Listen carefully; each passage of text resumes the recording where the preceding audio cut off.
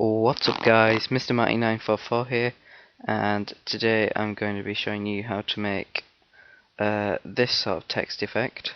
You can see on the background here, using Cinema 4D and Photoshop, which you can find over the internet, or you can buy them. Yes, there we go. Now, we'll start a new Cinema 4D project, leave all of these the same. Output, change that to QuickTime PNG, options, millions of colors plus, save it to the desktop, I'll call it tutorial, and output, put this using the preset of HDTV 720, which is the best one, in my opinion, because 1080, you can't really see it on YouTube. 720 there is a bit of a difference because you're starting to step into HD. So general, yeah, you just leave that the same. Now, first thing I like to do is straighten that up. Right, so that's perfectly straight now. And instead of using a spline text by extrude NURBS and creating it 3D that way, I generally find it easier to just go MoGraph text object and then edit it straight from there. So we'll call this tutorial. Oops, there we go, tutorial. And change the font to a font that I got in a GFX pack, which it's quite a nice font, to be honest. It's called Batman Forever Alternative, and it is proper sexy. So, gonna change the height to put numlock on. Change the height to 120 meters, or whether that means meters or not, I'm just gonna guess it means meters. Attempt to center it best I can. That's about the same either side. Maybe slightly too far to the right, but it doesn't really matter. Now we'll make this 50, and we'll go. Yeah, it is too far to the right. I'll push it over a bit. Edit, copy, edit, paste. Make this top one the thin one, but I'll still drag it beneath, just force of habit. Right, 25 is the new one, the new depth. Drag it around like that using this rotate tool here. Moves your screen about either what you have selected, or just it moves it around. And try and center that best you can.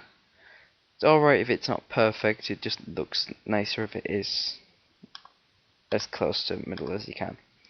Now what you do is you apply a fillet cap to that, and it gives you this sort of effect.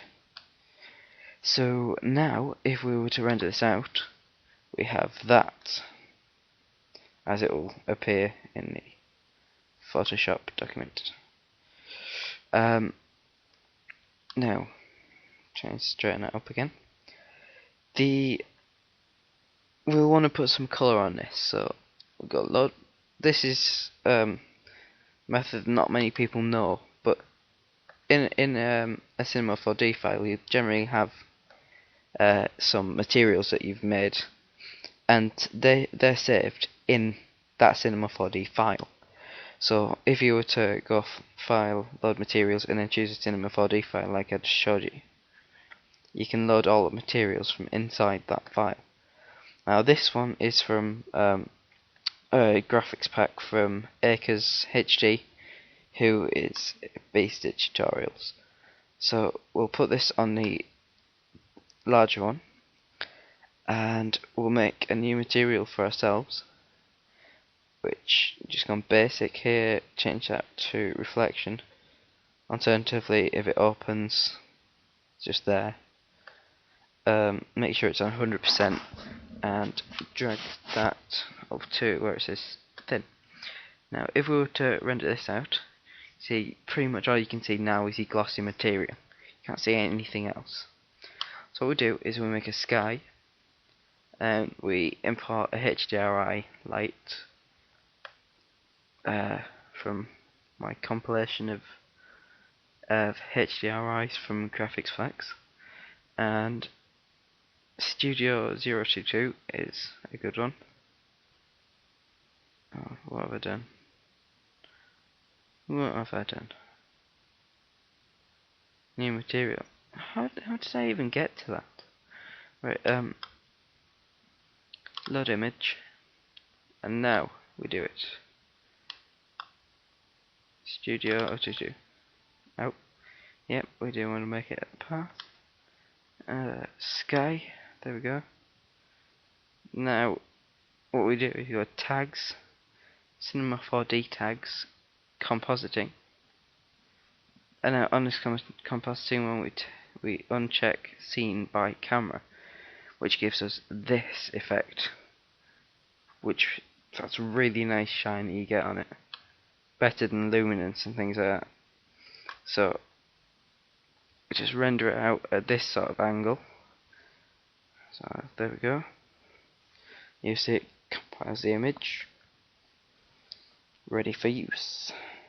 And now, actually I won't close that, so we can use it to refer to see where we've gone from.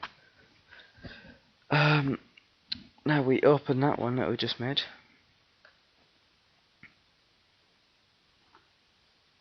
and that's what we just made, so we can make a couple more. We can import a couple more images. So here I've got some pre-rendered flares. Trying to think of a good one to use. This one looks quite nice, actually. No,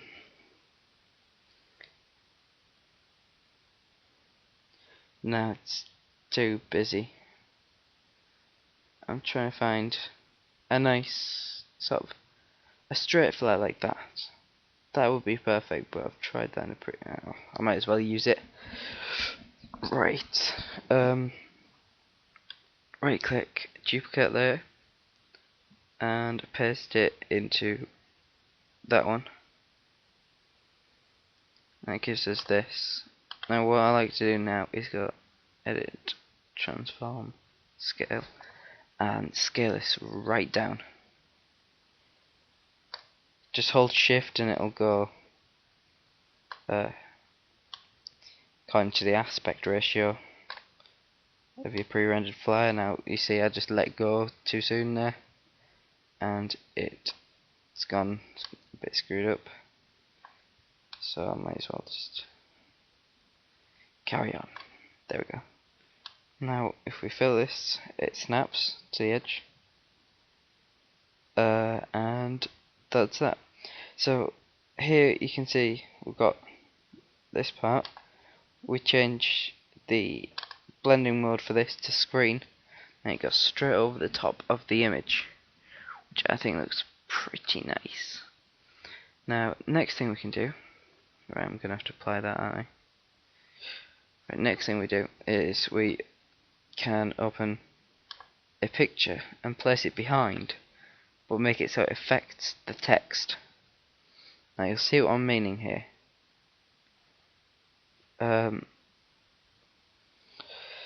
Okay, right, duplicate layer. I'm going to duplicate it straight into here, but I'm not going to do anything to affect it or anything while it's in this file. I'm not going to change the sizing because I tested it before and it works just nice. So I'll drag it behind the flare. Drag it behind the flare. And then change the mode to overlay. Now you see it goes inside of the text effectively. You get little bits around, but that's to be expected with this, but most of it is inside the text. I could drag it along, but I'll just undo that step. This is pretty much it. You can shove a few more effects on. I think I put quite a lot on the one on this one here. There's like another 3 or 4. No, maybe not 3 or 4. Another 2 or 3 images behind there from my GFX packs. But this is what we've made in this. I hope you've enjoyed this tutorial. If there's any ideas you have for improvement, please put them in the comments, and make sure you subscribe, because it gets us known and gives us more of a chance of, you know, getting big in the community. So basically now all we have to do is render it out as a JPEG, save, and make sure it's on quality 12, and OK. And that's it. We can close that and open it, and this should be the JPEG image. That's what we've just made. And if you were to set this as a desktop background, which is what I've done on this one, even though it's 1280 by 720, as long as you've got a 16:9 aspect ratio, because mine's something like 1366 by 768, it'll stretch to fit. So we've made this in this tutorial, so hope you liked it, and subscribe. Probably GFX pack at 50 subs. Yeah, thanks for watching, and goodbye.